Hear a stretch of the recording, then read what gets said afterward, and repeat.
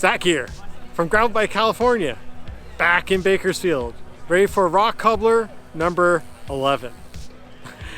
You know, I've had varying degrees of success out here, and this year I thought I had planned ahead, but weather conditions definitely have people thinking around of what size tire to have, what bike, and will I get home before the Super Bowl? Anyways, every year I get a little bit more familiar with the course, and I feel pretty confident it'll be a fun time. Just not a clean one. Let's roll.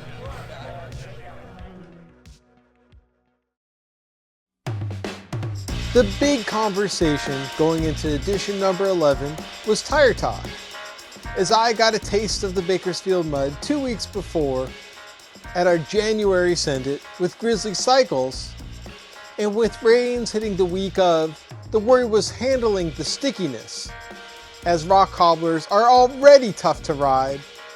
But for me, I had additional concerns. You're going to keep all your batteries in your pack today? Like keeping my gear intact. Not to mention constantly trying to keep my cameras clean. Now, Action Sports is home to the Cobbler with a super impressive selection of everything. But Bakersfield is also blessed with Grizzly Cycles, where I deliberated with the brain trust whether I should stick with my 45s or go narrower, as it looked like my Lauf had plenty of clearance for mud. So I sided with Kevin and Alejandro to stick with what I knew, leaving me time to pick up our goods, run into some old friends, sign our waivers the size of catamaran sails, feeling blessed by my number assignment. Looking at this course, I could use all the prayers I could get, breaking it down into 5 parts. After a half hour of pavement, we made our venture into the northern Ranchlands, getting 500 more feet of climbing than the previous 2 editions. The Round Mountain region was a playful new experience for me, but still some vert involved. The middle section to Breckenridge had the most challenging climb of the day, but the Cobbler would become far subtler after peaking at mile 51. The Outskirts circuitously brought us back into Bakersfield proper, where hopefully you can make some time up. The final section started with the strenuous signature of the Cobbler, but it was all relief after that. All in all, 11.0 hit 9,200 feet of elevation, where I felt the extra 1,000 feet of climbing more than the previous 2.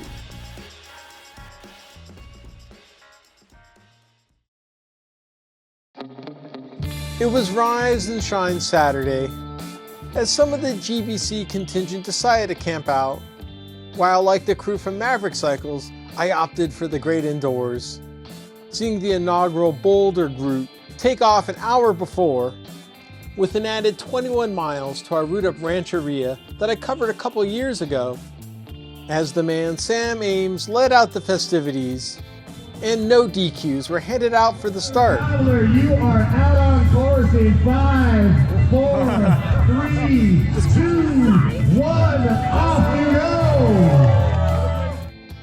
It was a concoction of coldness and jitters waiting to go, making it into the first wave of the Cobbler, with my bike prepped as it should be, getting wrapped up in the excitement of the start, making it out in orderly fashion, and hopefully returning to Strandler Park in the daylight, heading out east along the Kern River, as the first 8 miles was flat and pavement friendly, catering also to our tandem participants as well.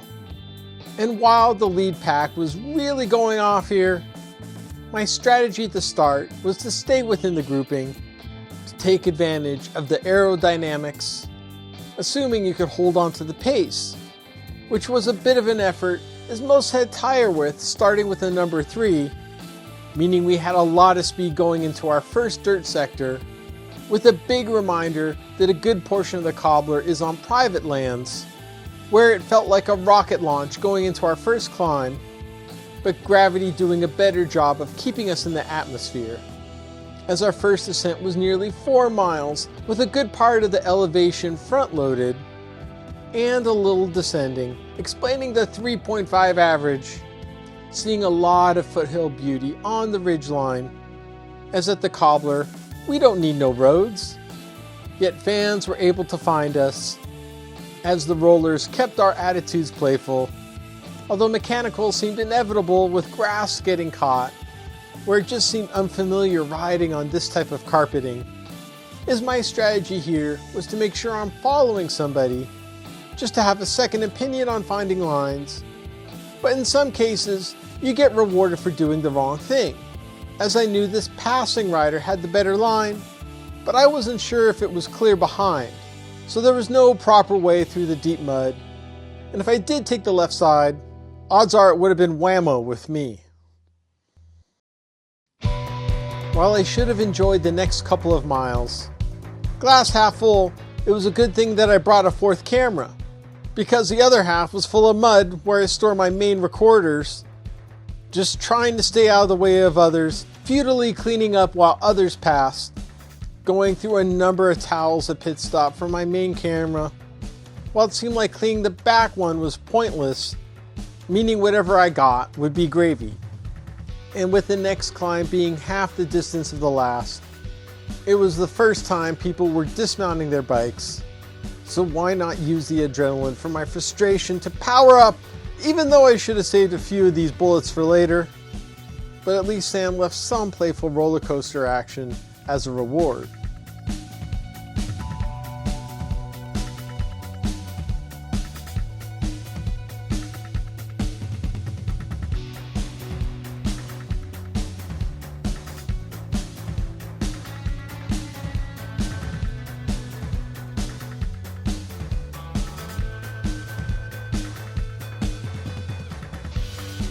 Getting some rare flatness should have been a nice change of pace.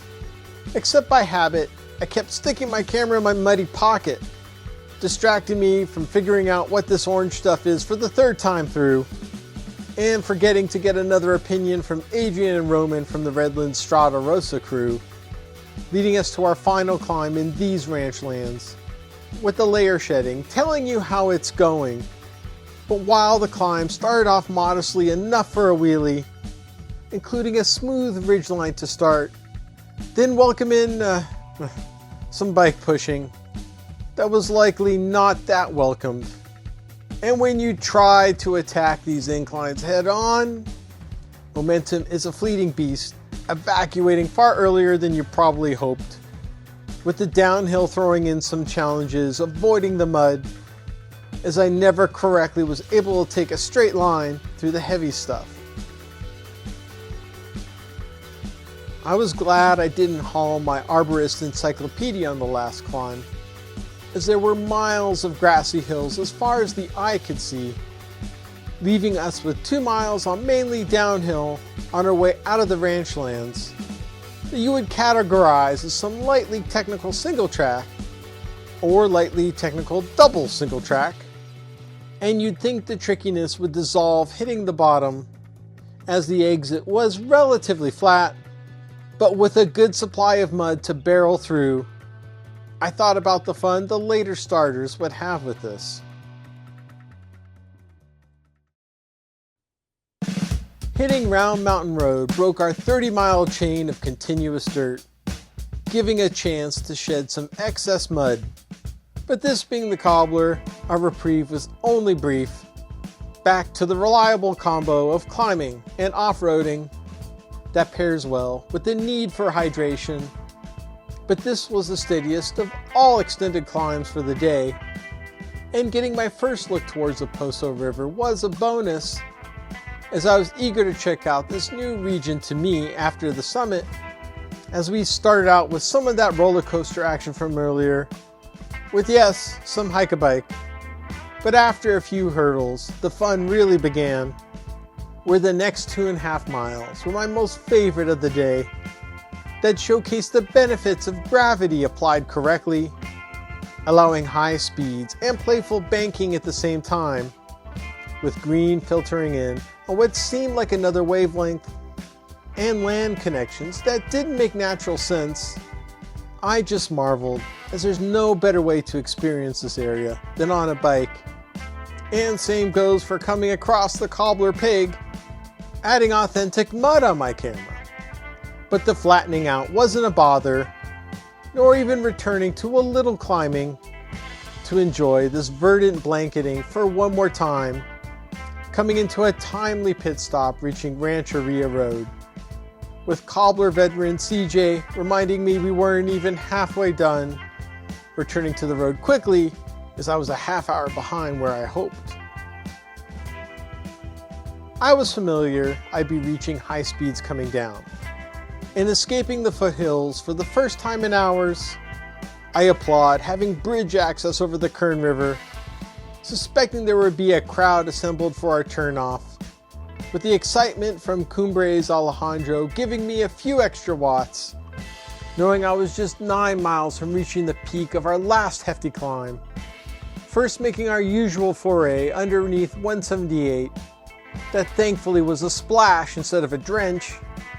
And though you may not want climbing at this point, at least this was a gorgeous way to do it, riding through these massive ramparts of greenness, without riding on the edge above like last year's cow trail of death, catching people with their heads down, hoping they'd look up for this experience, with more payoff at the top of this 1.5-mile climb, where I was literally cutting the rug, with another properly placed volunteer worrying about missing the next turn. That was super useful to not overshoot on the steep descent by too much. And while this edition had the least amount of technical single track that I've experienced, you still had to be tepid on this short stretch. Soon back to another climb that's not even the main attraction in the segment, but it's remarkable when you look at these 9 miles that you're gaining 2,000 feet within, even factoring that a quarter of it is descending, with the last 2.5 miles of vert the toughest climb of the day, properly demoralizing you at the start.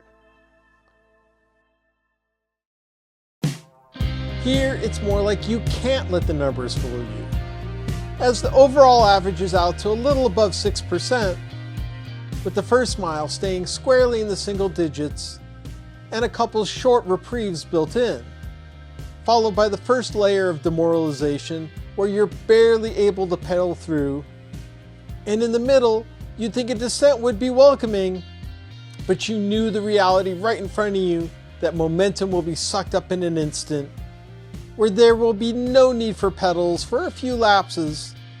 And while there are spots where you can use your bike in its proper form, there's a lot of painful moments where there's no cheat code around it, except from Sam himself, who veered the course from going over the peak into the canyon which we ascended the year before, that I assume would be way muddier than the previous edition.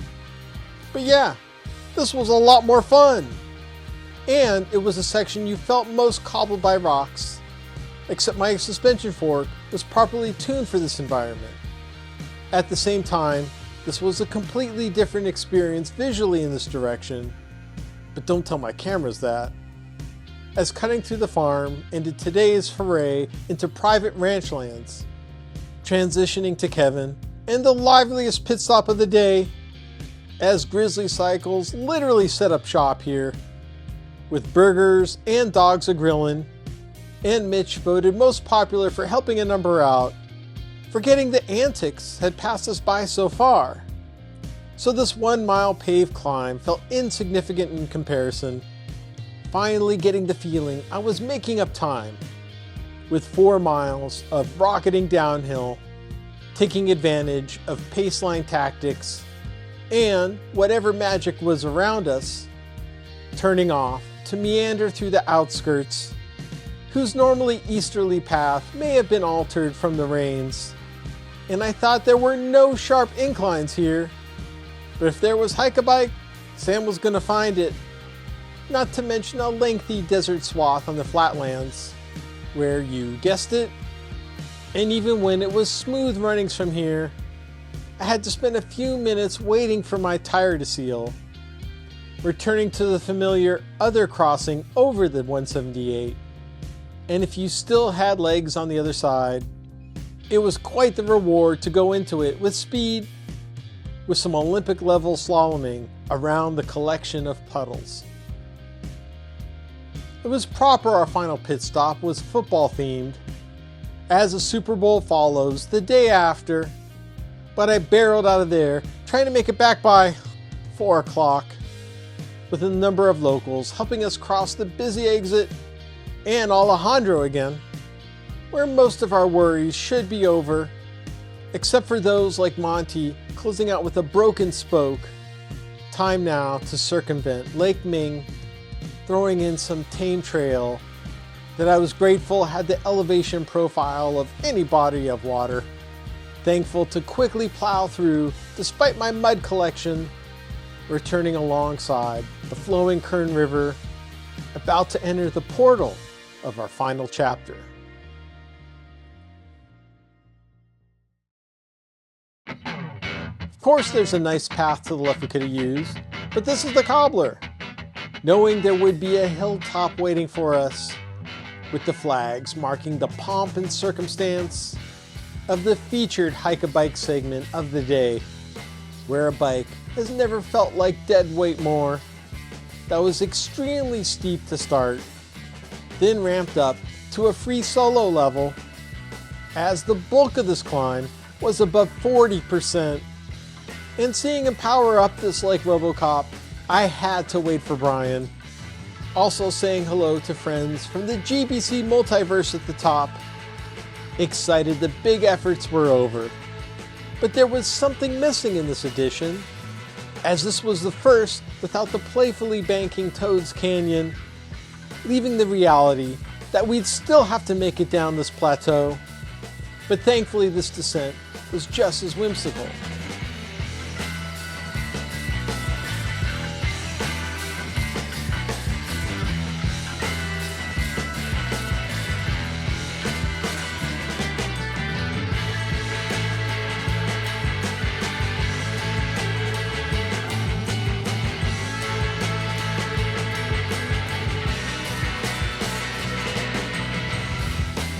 Making it out, there was one more section left to fear. And it wasn't the worry riding along Alfred Harrell, nor the last stretch of elevation on it either. But I was more tepid coming off the highway, as I knew the route would take us by Ethel's again, and not mentally ready to walk through a pool of plastic balls for the 3rd straight year. But something was different, taking a more circuitous route this time, leading us through the back deck for a change, directly making us a part of the action without having to get a table. And maybe next time I'll park my car here where I could just end the Cobbler. But bottom line, it was the boost we needed to finish up, hitting the bike path primarily for the last 5 miles, giving us an amazing power boost, expediting our progress faster than what our bodies were probably capable of. And before we knew it, we were back in Stramler Park, where I had to acknowledge my finest physical achievement was not staying upright, but how I kept my back camera so clean until now. And while there were other anomalies with spotless bikes, we were all in good company trading stories, basking in the accomplishment of this crazy shared experience known as the Rock Cobbler. Well, once again, didn't have a perfect cobbler. Yeah, it's interesting about gravel cycling is that you can take all the information that you've learned from before and then make even bigger mistakes. I mean, another great course. Hey, made it through. And like, what's the worst that can happen next year? Get number 13 again? Anyways, you want to support us, go ahead and hit the subscribe button or go to our shop or support us on Patreon to help me clean off these clothes so I can bring you more. From the State of Dirt,